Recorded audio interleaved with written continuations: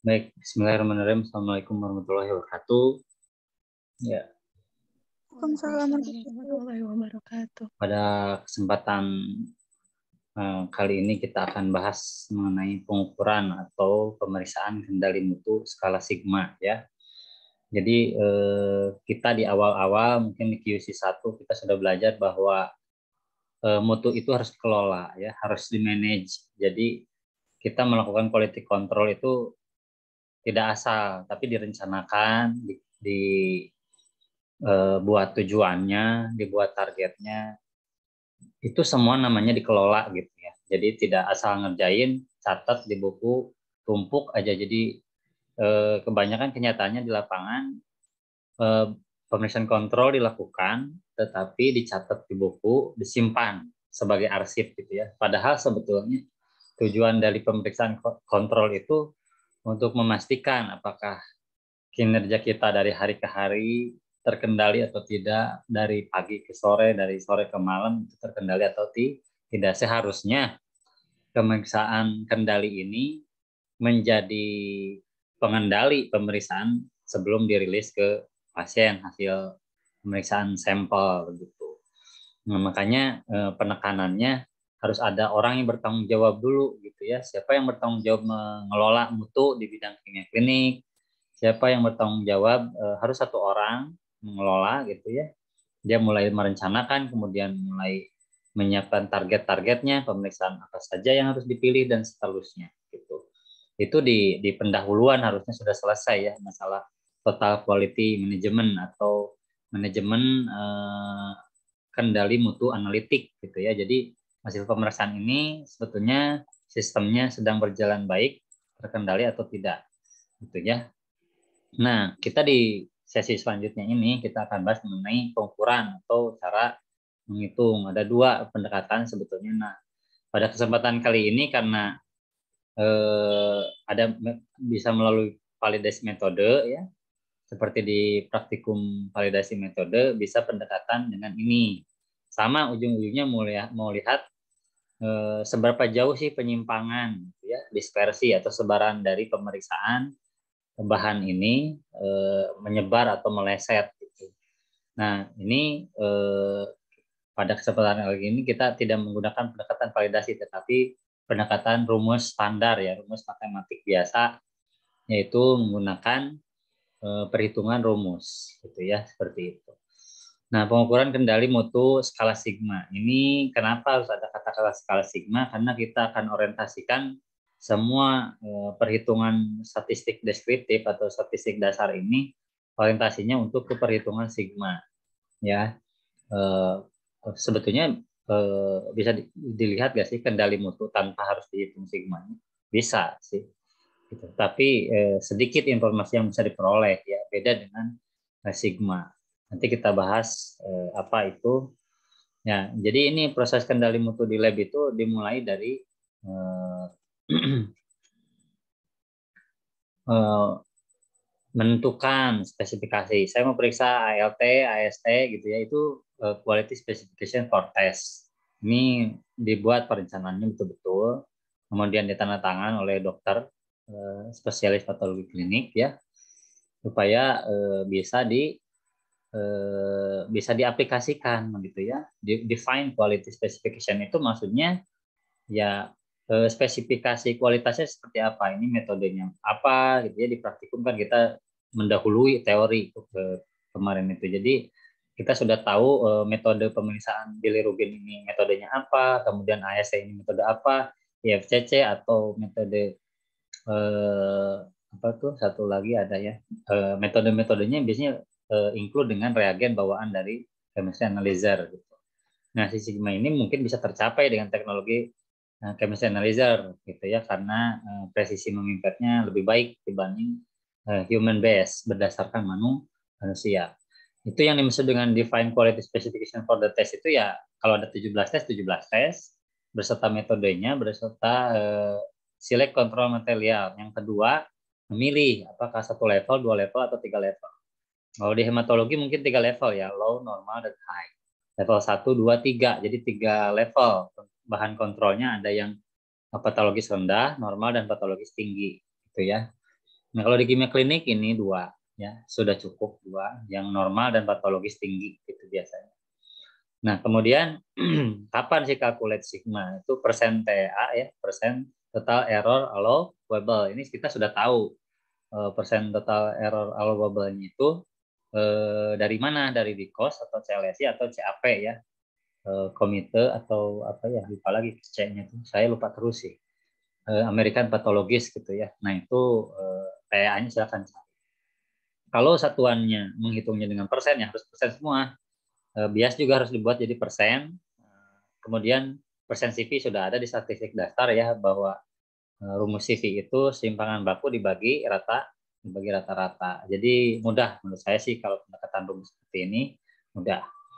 Nah, ini determine mean and standard deviation ya kalian hitung ya, maksudnya dihitung di Excel atau di spreadsheet yang lain, bisa Google spreadsheet atau di MacBook apa aplikasinya saya juga nggak tahu, bisa mirip-mirip lah menghitung gitu.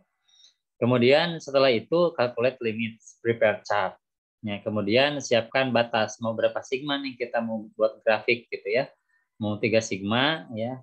Yang saya bilang kemarin di atas sigma itu bisa periksa pasien, di bawah 3 sigma poor, jelek. Nah, berarti kita sedang pakai grafik hanya 3 sigma gitu ya. Nah, itu kalau kita mau 6 sigma silahkan. Berarti kita sudah lolos 3 sigma, 4 sigma. Kita berani membuat kurva yang 6 sigma yang lebih ketat ya, seperti itu.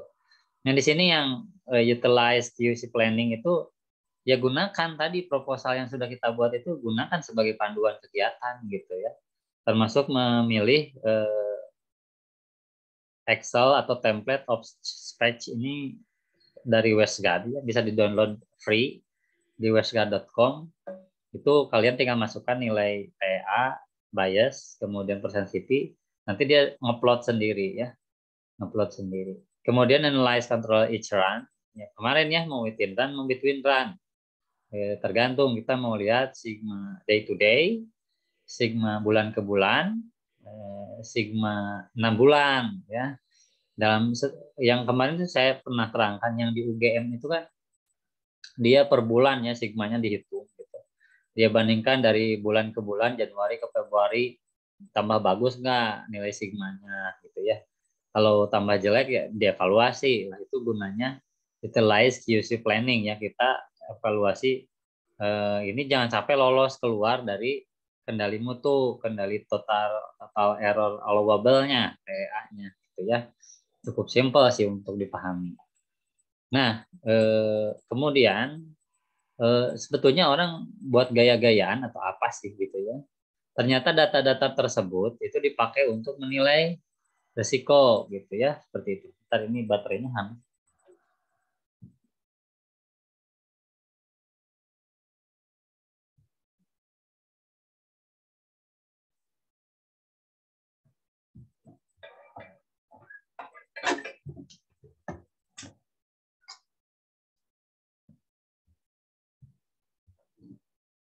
Oke, kita lanjut ya. Ternyata dipakai untuk menilai risiko. Jadi kalau semakin kesalahannya banyak, berarti kemungkinan risiko komplain dari pasien juga akan banyak. Nah, itu kurang lebih ya. Risikonya lebih dalam lagi ya rugi labnya, tidak laku gitu ya. Nah, kemudian sigma sebagai indikator risiko. Jelas, semakin TA-nya dilanggar ya, ini kelewat gitu, ya poor kinerjanya. Tidak lewat TEA aja masih diperdebatkan karena marginal atau good performance. Yang dimaui oleh pasien itu world class gitu ya, yang dimaui. Nah, itu persen CV-nya. Nah, ini ada 3 ilustrasi ya. Ada 3 ilustrasi. Yang pertama yang A, calculation sigma metric. Ini kita cuma menghitung bias ya. Bias kita hitung. Cara menghitung bias gimana? Ini kelihatannya. Bias itu nilai, lupa di praktek udah ya. Nilai target dan nilai hasil pemeriksaan ya, itu harus diselisihkan. Nah, ini kelihatan cara menghitungnya ya, TA dikurang bias dibagi standar deviasi. Nah, inilah bias ya. Seberapa meleset sih nilai target ya. 0S itu berarti dekat rata-rata ya. Ini 2S ya. Jadi kebanyakan insert itu sudah disetting 2 simpangan baku. Nah, bayangin aja kita kan sehari-hari pakai level ini ya. Plus minus 2S gitu. Nah, di sigma metrik itu dikasih toleransi sampai 6S. Seperti ini. Resikonya apa sih? Resikonya volume pemeriksaan harus tinggi, harus banyak, ya, misalkan ribuan. Nah, itu resikonya. Jadi kita kalau pasiennya cuma 20, 40, belum bisa kayaknya ngejar 6S ya. Karena dia harus per 1000 tes gitu ya. Jadi harus banyak. Kemudian ini yang dimaui pasien, goal of Six Sigma for world class quality ya. Jadi ya kalau bisa di atas 3S gitu ya. Ininya tipis banget nih ya. Tipis banget ke target gitu ya. Ini target pas banget 0S, tidak ada penyimpangan gitu ya. Terus kalaupun ada penyimpangan sampai 6S itu hanya terjadi pada 1000 pasien atau sejuta ya, sejuta Pak pasien. Jadi Pak kalau baru 20 periksa apakah kita bisa 6S? Nggak mungkin ya. 6S ini hanya bisa dikejar kalau pasien udah ribuan. Jadi Six Sigma itu layak diterapkan atau tidak, lihat aja jumlah pasiennya atau pemeriksaannya. Kalau masih sedikit nggak mungkin. Makanya kalau rumah sakit yang masih kecil, kelas C, itu pasiennya sedikit, yang periksa lab ya nggak berani lah. Mereka ikut program apa tuh namanya sigmametri. Oke, nah ini perhitungannya yang kemarin sebetulnya di praktek sudah ya. Jadi TEA dikurangi bias dibagi simpangan baku. Ini semuanya dalam bentuk kadar ya. Jadi kalau misalkan kadarnya miligram, ininya biasnya miligram, simpangan baku juga miligram. Misalkan glukosanya toleransinya 6 miligram, berarti biasnya 2 gram, 2 miligram berarti berapa tuh? 6 kurang 2, 4 ya. 4 miligram dibagi simpangan bakunya misalkan 2 miligram. 4 dibagi 2, 2 berapa tuh? 4 dibagi 2, 2 ya. 2 kali 100, 20%. Nah, sekitar 2% berarti ya. 2%, bukan 2%, 2 nilai sigmanya 2. Berarti bagus apa jelek? Nilai sigma 2. Jelek ya. Jelek. Kenapa jelek? Ya datanya sedikit, harusnya banyak ya. Kalau banyak tuh biasanya tipis. TA-nya 6 mg, biasnya 1 mg jauh ya, 5. Nah, 5 dibagi 2, 2,5 naik kan. Tambah kecil lagi, tambah kecil lagi, tambah kecil lagi. Sigma metriknya jadi tambah gede ya. Semakin nilai SD-nya dikecilin, semakin simpangan bakunya diperketat, maka nilai sigma metriknya makin tinggi. Kalau nilai sigma metrik tinggi kan world class ya. Kalau di atas 6 itu world class. Nah, ini yang saya contohkan di praktek kemarin itu persen, dalam bentuk persen. AST 20% kan TA-nya. Dikurangi persen bias ya. Bias dihitung dari nilai target dikurang ini hasil pemeriksaan kontrol serum dikurang nilai target atau target value dibagi target value dikali 100%, itulah persen bias. Kemudian dibagi persen CP kan dari 20 kali replikasi kalau within run ya, yang 20 kali pengulangan. Persen CP-nya berarti simpangan baku dibagi rata-rata dikali 100% dari yang 20 data. Tapi kalau between day itu dari 40 data. Ingat-ingat ya. Kemudian TA sudah kita tahu ya, kita bisa peroleh kalau ada di Indonesia yang dari Kemenkes pakai Kemenkes ya. Kalau proficiency testing misalkan dari Labkesda ada ikut yang Labkesda TA-nya. Yang pakai yang luar negeri, yang ada di kita lebih realistis, lebih dekat gitu. Oke, ini contoh kriteria CLIA atau Amerika ya. Untuk glukosa itu nilai target plus minus 6 mg. Itu target tentunya, target kendalinya. Tidak boleh meleset lebih dari 6 mg dari kunci jawaban. Atau 10% bila dalam bentuk persen. Gitu.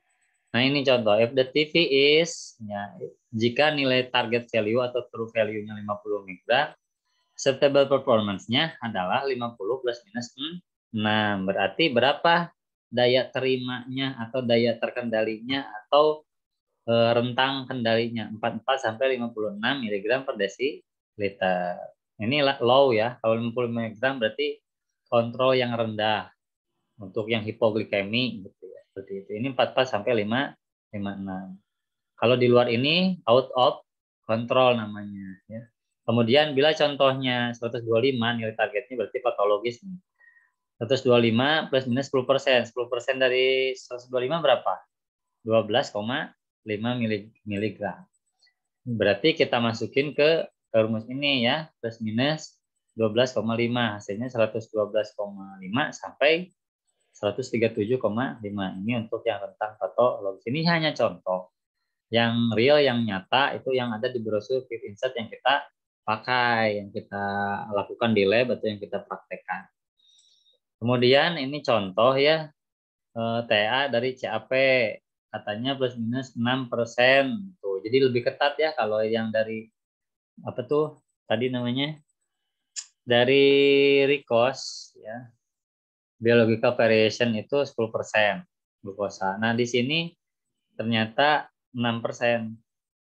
Kalau menurut proficiency testing dari Labkesda misalkan atau dari Kemenkes ternyata 5%. Kita ikuti yang 5%. Targetnya ya. Target error allowable-nya, total error allowable-nya atau total error yang masih ditoleransi gitu. Nah, ini tadi yang saya bilang bias ya, bias. Jadi bias itu bisa pakai nilai target pabrik, bisa pakai nilai target dari Labkesda ya. Misalkan proficiency testingnya penyediaannya nih saya punya skema 3 kali setahun jatahnya kalau daftar di Labkesda jadi sebagai member gitu ya, sebagai anggota.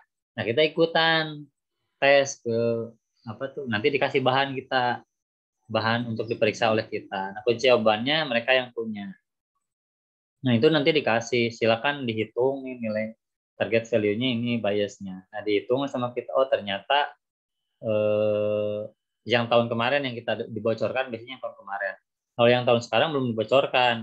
Kunci jawaban hanya mereka yang tahu, yang panitia proficiency testingnya, ya, panitia ujinya, bukan kita. Kita agak dibocorin, makanya disebut EK ya, PME atau pemantapan mutu eksternal atau external quality assurance. Itu orang luar yang menyelenggarakan, bukan dalam lab kita sendiri.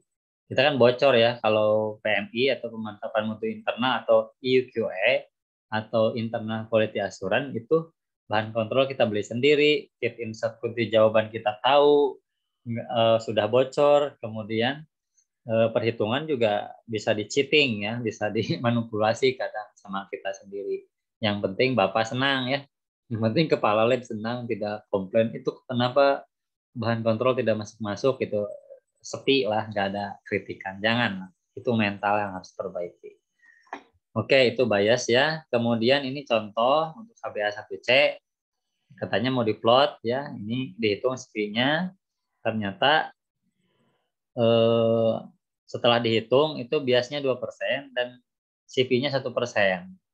Nah, yang mana CV ini 1%. 1%. It falls on the line representing 4 sigma quality. Nah, dia target mau harus di 4 sigma katanya, which agree with the calculated sigma metric. Jadi 6 dikurangi 2 kan sigma metrik itu sigma ya, 6. 6 dikurang 2 dibagi 1 ya. 6% itu dari mana? Dari total error allowable yang ini nih. Ini 6 kan, 6% nih. Terus 2-nya dari mana? Ini 2. 6 dikurang 2. Kan tadi persen. Persen apa? Persen? Lupa deh. Persen TEA ya. Ini persen total error allowable. Pilih aja. Ini 6 semua kan. 6 TEA-nya. Dalam persen semua nih. Udah persen. 6. Dikurang 2. 2-nya dari mana? Bias ya. Biasnya 2. Berarti yang mana? Bukan yang di sini ya. Bukan. Ini dari hasil hitungan. 2. Kemudian CV-nya 1%. Dari mana? Dari sini kan? Bukan. Dari hitungan. Ini misah data ya seharusnya. Tapi ini cara ngeplot yang data ini ke sini. Ini 6 kurang 2 dibagi 1. 1 dari mana? CV of 1%. Ya, CV dari yang real kita kerjakan di Indonesia di lab kita. Kemudian hasilnya 4. Sigma metriknya 4 bagus apa jelek? Di atas 3 kan? Di atas 3. Ini 3, ini 4. Berarti yang mana? Ini kan? Nah, yang ini. Yang ini. Ini 6% biasnya 6%. Ya. Ini 6% maksimal. Tidak boleh loncat, nggak mungkin loncat karena sudah kita set 6 paling tinggi persen TEA-nya. Nah, ini world class. Semakin ke sini, makin ini mah bukan nilai sigma ya, ini persen CV. Jadi CV-nya makin kecil, makin world class. Jadi kalau nilai CV-nya di bawah 1 bagus tuh, udah world class gitu. Begitu ya cara bacanya.